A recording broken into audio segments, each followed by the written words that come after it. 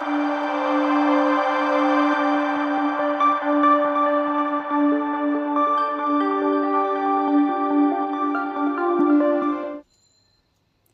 there, my name is Payal Narayani and welcome to this video series. यहाँ हम cover कर रहे हैं पूनम दलाल दहिया की एंशिएंट एंड मेडिवल इंडिया की 3rd एडिशन, जो कि लेटेस्ट एडिशन है. इस किताब को हम ट्रूली रीड करेंगे और जहाँ ज़रूरत पड़ेगी वहाँ हम साथ ही साथ UPSC एंड स्टेट सर्विसेज में आए हुए प्रीवियस ईयर के क्वेश्चंस भी डिस्कस करेंगे. एंड इस सीरीज़ में वीडियोज़ लगभग 30 to 35 मिनट्स के होंगे, बट इफेक्टिव होंगे. और हम ऑलमोस्ट 40 to 45 लेक्चर्स में ये पूरी किताब कवर करेंगे. और अगर आपने ये सीरीज़ 3 to 4 टाइम्स देख ली तो बिल्कुल ये किताब आपके दिमाग में छप जाएगी. एंड ट्रस्ट मी, आपकी एक्यूरेसी भी काफ़ी इंक्रीज़ हो जाएगी. साथ ही साथ आपका रिविज़न भी काफ़ी आसान हो जाएगा. सो अगर आपको रिविज़न के साथ साथ वैल्यू एडिशन भी करना है तो ये सीरीज़ पूरी फॉलो करें. आपको बस आपके पास ये किताब रखकर मुझे सुनना है and most important points mark करने हैं. So without any further delay, let's get started. Hello there, welcome back to the channel Ghatna Sutra. यहाँ हम कवर कर रहे हैं पूनम दलाल दहिया की ancient and medieval India 3rd edition, जो कि लेटेस्ट एडिशन है. और हम आज शुरू कर रहे हैं with Bengal and Bihar during the reign of Akbar from the chapter the Mughals. So let's get started. Bihar and Bengal. The Afghans continued to dominate Bihar and Bengal. They had also overrun Orissa and killed its ruler. Internal fights among the Afghans and the declaration of independence by the new ruler Daud Khan gave Akbar the opportunity he was seeking. In 1574 CE, Akbar, along with Khane Khana Muniam Khan, marched towards Bihar. In short time, he captured Hajipur, Patna and Gaur, Bengal. Daud was forced to sue for peace, but he soon rose in rebellion again. In a stiff battle in Bihar in 1576 CE, Daud Khan was defeated and executed on spot. With this, the independent ruler of Bengal was ended. Rebellion and further expansion of the Mughal Empire. Around 1580 to 1581 CE, a series of conflict arose in some regions of the Mughal Empire, particularly in Bengal, Bihar, Gujarat, and the northwest. The Afghans were at the root of these problems, since they were overthrown everywhere by the Mughals. Apart from this, Akbar's policy of strict administration of Jagir, including strict enforcement of the dark system of branding of horses and strict accounting of their income, was also responsible for this. This created dissatisfaction, and this discontentment was further fanned by some religious divines too, who were unhappy at Akbar's liberal view and at his policy of resuming the large revenue-free grants of land, which had been obtained by them, sometimes illegally. Due to the mishandling of the situation by local officers, Bengal and almost the whole of Bihar passed into the hand of the rebels. The rebels, under the leadership of Mausam Khan Kabuli, Roshan Beg, Mirza Safruddin and Arab Bahadur, declared Akbar's brother Mirza Hakim, who was in Kabul, as their king. Akbar immediately sent a large force under Raja Todarmal and Sheikh Farid Bakshi, and soon the Mughal force were able to successfully crush the rebellion in Bihar, Bengal and adjoining region. Raja Man Singh and Bhagwan Das offered stout defense to Mirza Hakim's attack on Lahore. Akbar crowned his success by marching to Kabul, 1581 CE.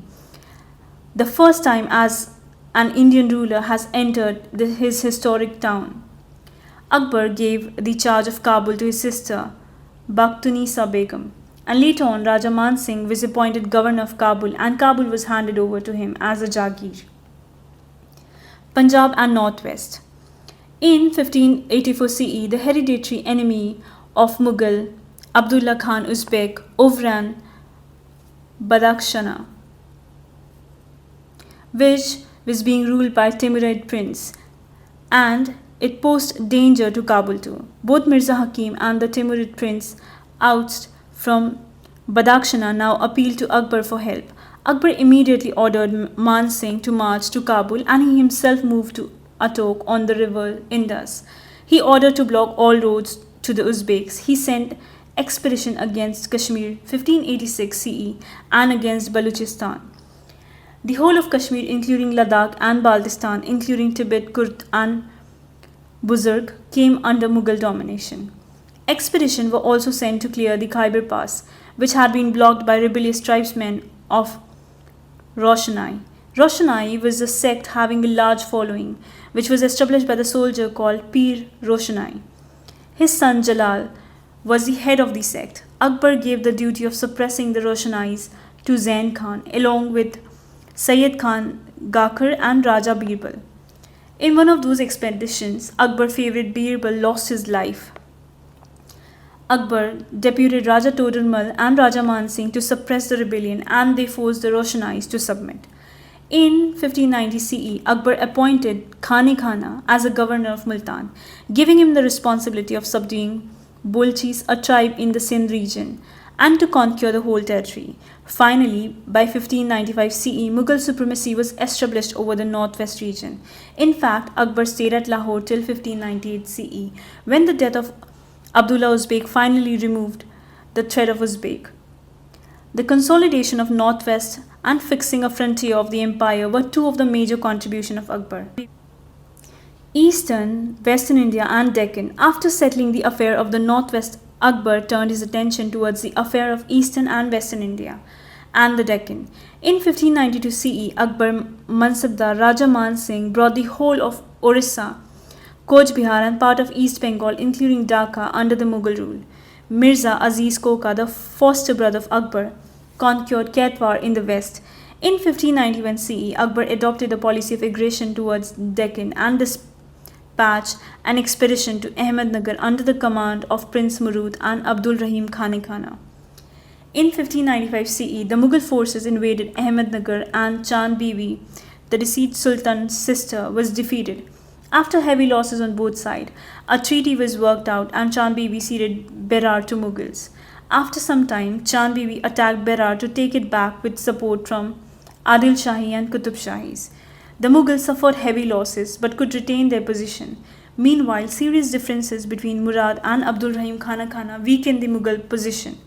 Akbar therefore recalled Khani Khana and deputed Abul Fazl to Deccan. After Prince Murad's death in 1598 CE, Prince Danial and Khani Khana were sent to Deccan and Ahmednagar was again captured. Soon Mughal also conquered Asirgarh and adjoining region, bringing them into a direct conflict with the Marathas. In 1605 CE, Akbar died of dysentery and was buried in Sikandra. Akbar was not liked for his political ideologies by Sheikh Ahmed Srihind, Sufi leader. Art and architecture. During the reign of Akbar, many indigenous art styles were encouraged, leading to the common use of sandstone, the use of arches, mainly in the decorative forms, and the decoration that comprised mainly of bodily carved and inland pattern, contemplated by brightly colored patterns on the interior. He built the Agra fort in red sandstone, his other forts at Lahore and Ahmedabad. He built Fatehpur Sikri, city of victories, near Agra, and placed palace fort complex in it. Many buildings in Gujarati and Bengali styles are found in this complex. The most magnificent building in it is the Jama Masjid, and the gateway is called Buland Darwaza, the lofty gates, made up of red sandstone, the height of which is 176 feet. It was built in 1572 CE to commemorate Akbar's victory over Gujarat. Other important buildings at Fatehpur Sikri are Jodha Bai's palace, the Panch Mahal, with 5-story building in the plan of Buddhist viharas, Diwani Khas, Diwani Am, Sheikh Salim Chishti's tomb. Planned his own tomb at Sikandra near Agra, which was completed by Jahangir. Planned the temple at Govinda Deva at Vrindavan. Built Jahangiri Mahal in Agra fort, according to Hindu design based on Man Mandir.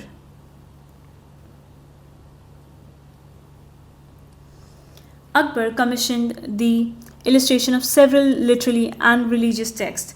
Illustration of Persian version of Mahabharata and Ramayana were produced in miniature form. At the behest of the Crown Prince Jahangir, Nizamuddin Panipati translated Yoga Vasishtha in 1597. Many other Indian fables became the miniature painting in the art studio established by Akbar. Historical works such as Akbarnama also remained the main theme of Mughal painting.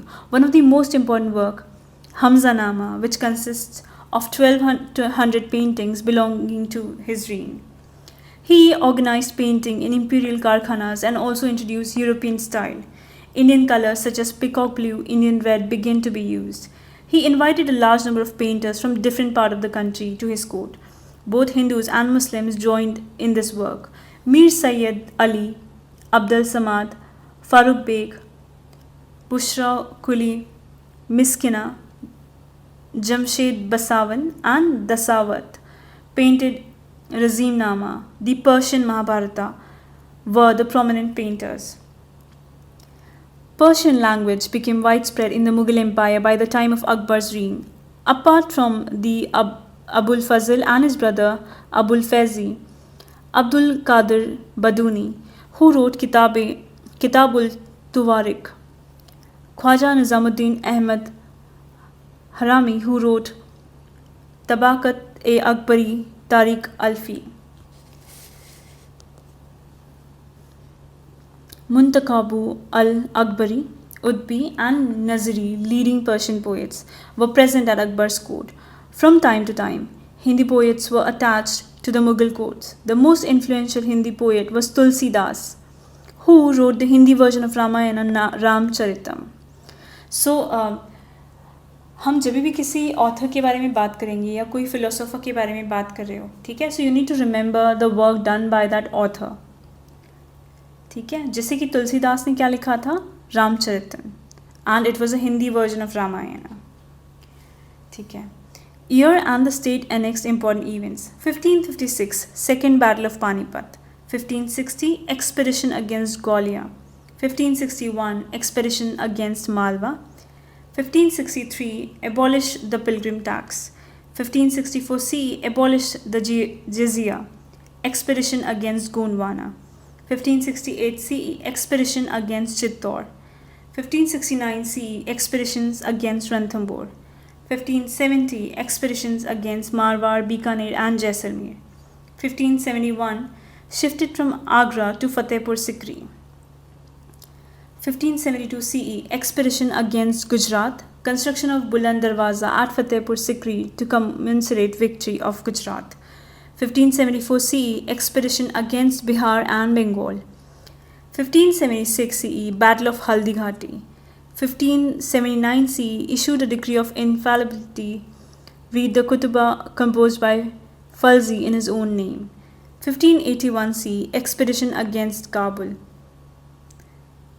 1583, imposed ban on killing animal on certain days. 1585, Ralph Fitch was the first Englishman to visit Akbar's court. Akbar transferred his capital to Lahore. 1586 CE, expedition against Kashmir and Balochistan. 1591, expedition against Sindh. 1592, expedition against Orissa. 1595, expedition against Khandar. 1593 to 1601, expedition against Deccan, Ahmedabad and Khandesh. 1601 CE, last campaign of Akbar was against Asilgar Salim rebelled in Allahabad. 1605, death of Akbar. Interestingly, some of the contemporaries of Akbar 1556 to 1605 were Elizabeth of England, Shakespeare, Henry IV of France, first ruler of Bourbon dynasty, Abbas the Great of Persia, and the strongest ruler of Safavid dynasty. So, हम जब भी आगे पढ़ेंगे आपको बस ये ध्यान रखना होगा कि टाइमलाइंस के ऊपर आप ज़्यादा ध्यान दें. जैसे कि यहाँ पे कौन सी बैटल कब हुई थी. So you need to remember the timeline, क्योंकि टाइमलाइंस के ऊपर काफ़ी बारी सवाल पूछे जाते हैं. ठीक है. Administrative system under Akbar. Organization of government. Mughals retained many features of the administrative system of the Sultanate and Sher Shah Suri's administration. The administration was highly centralized, and the territories of the empire were divided into Jagirs, Khalisa, income went directly to the royal exchequer, Inam, land allowed to learn and the religious men. Central administration. The emperor. Emperor was the supreme head of the administration and controlled all military and judicial powers. All officers in Mughal administration owned their power and position to the emperor. The emperor had authority to appoint, promote, and remove officials at his pleasure. Wazir. The position of Wazir was revived under the Mughal, under whom various heads of department functioned. He was the principal link between the ruler and the administration. Babur and Humayun's Wazir enjoyed great power. The period during which Bahram Khan, 1556 to 1560 CE, was a regent of Akbar, saw the rise of the word Wakil Wazir with unlimited power. Akbar recognized the central machinery of administration on the basis of division of power between various departments and of checks and balances. In his determination to curb the power of the Wazir, he took away the financial power from him, which was a big jolt to the Wazir's power. While the post of Wakil was not abolished, it was stripped of all powers and became largely decorative. This post was given to important nobles from time to time, but they played little part in administration. Thus, the head of the revenue department continued to be a Wazir, but he was no longer the principal advisor to the ruler, but an expert in revenue affairs having the title of Diwan or Diwan-e-Lai. The Diwan used to inspect all transactions and payments in all departments and supervise the provincial Diwans. Mir Bakshi, head of military administration, was Mir Bakshi, who was also considered as the head of nobility. Recommendation for appointment to Mansab or for promotions were made to the emperor after duly endorsed by him only. Once the emperor accepted the recommendation, it was sent to the Diwan for confirmation and for assigning a jagir to the appointee. Mir Bakshi was also the head of intelligence and information agencies of the empire. Barit, intelligence officer, and Vakyanavis, news reporters, were posted to all the part of the empire. Their reports were presented to the emperor at the court through Mir Bakshi. He kept a strict watch over the proper maintenance of the sanctioned size of armed contingents and war equipage by the Mansabdar. Mir Saman. Mir Saman was an officer in charge of the royal household and the royal karkhanas. He was responsible for all kind of purchase, manufacturing of different articles of use and their storage for the royal household. Only nobles who enjoyed the complete confidence of the empire were appointed to this office. The maintenance of etiquettes at the court, the control of the royal bodyguards, etc. were all under his supervision. Chief Qazi, Sadrus Sudur. The judicial department was headed by the Chief Qazi. This post was sometimes combined with that of Sadrus Sudur. Chief Sadr was the head of the ecclesiastical department. His chief duty was to protect the law of the Shariat, and he was also responsible for charitable and religious endowments. Interestingly, the chief Qazi during Akbar's reign, Abdul Nabi, was accused of corruption. However, the promulgation of Mazhar in 1580 CE severely restricted his authority, as according to Mazhar, Akbar's view was to prevail in case of conflicting view among religious scholars. Later, several restrictions were placed on the authority of the Sadr for award of revenue-free grant also. Two striking features of Inam grant were: Akbar granted Inam lands to all persons irrespective of their religious faith and beliefs. As a matter of fact, sanad of grant to various Hindu mats made by Akbar are still preserved. Akbar made it a rule that half of the Inam land should consist of cultivable wasteland. Thus, the Inam holders were encouraged to extend cultivation. Muhtasibs.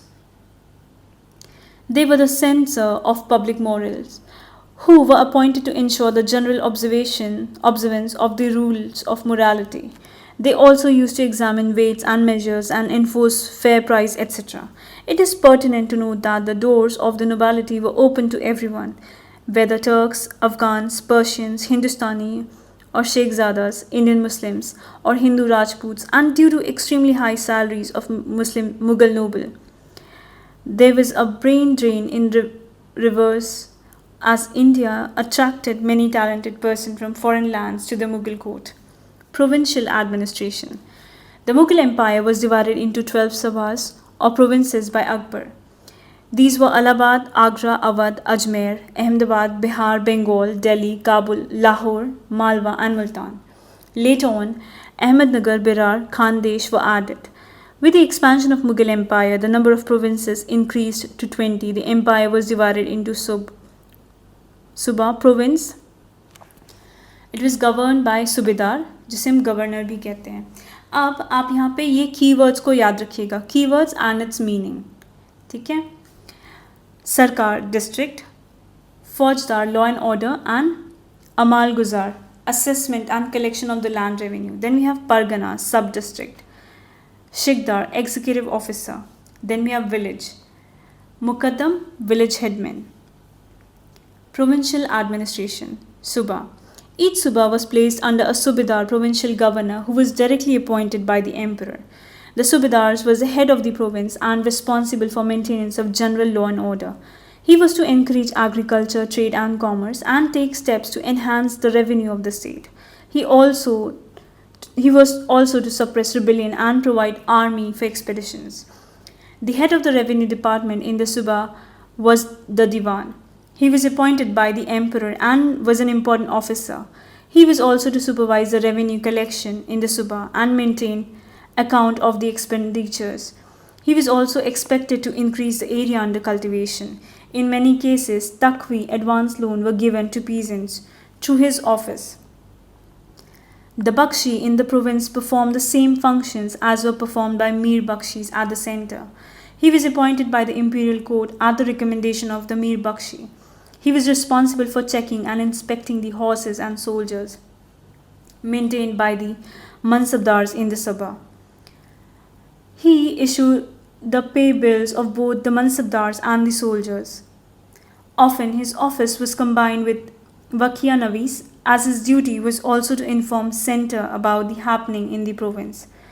The representative of the central Sadar at the provincial level was called as Sadar. He was responsible for the welfare of those who were engaged in religious activities and learning. He also looked after the judicial department and in capacity supervised the work of Qazi.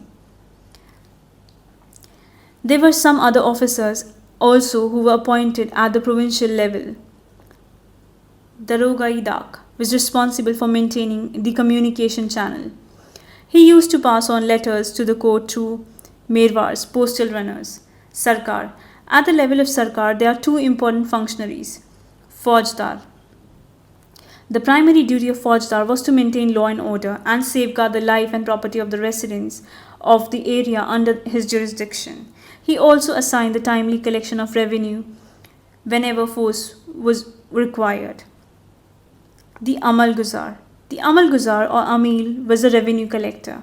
His duty was to assess and supervise the revenue collection. He was expected to increase the land under cultivation and induce the peasants to pay revenue willingly. He used to maintain all accounts and send the daily receipt and expenditure report to the provincial Diwan. It should be noted that the Faujdari was an administrative division where Sarkars was a territorial and revenue division. Pargana. At the level of Pargana, the Shikdar was an executive officer. He assisted the Amil in task of revenue collection. The Kunago kept all the record of the land in the Parganas. The Kotwal were appointed mainly in towns by the imperial government and were in charge of law and order. Village. The Muqaddam was the village headman and the Patwari looked after the village revenue record. The service of the Zamindar were utilized for the maintenance of law and order in the area as well as the collection of revenue. The forts were placed under the officer called Kiladar. He was in charge of the general administration of the fort and the area assigned in Jagir to him. The port administration was independent of the provincial authority. The governor of the ports was called Mutasids, who were directly appointed by the emperor. The Mutasids collected tax on merchandise and maintained a custom house. He also supervised the mint house at the port. Land revenue administration.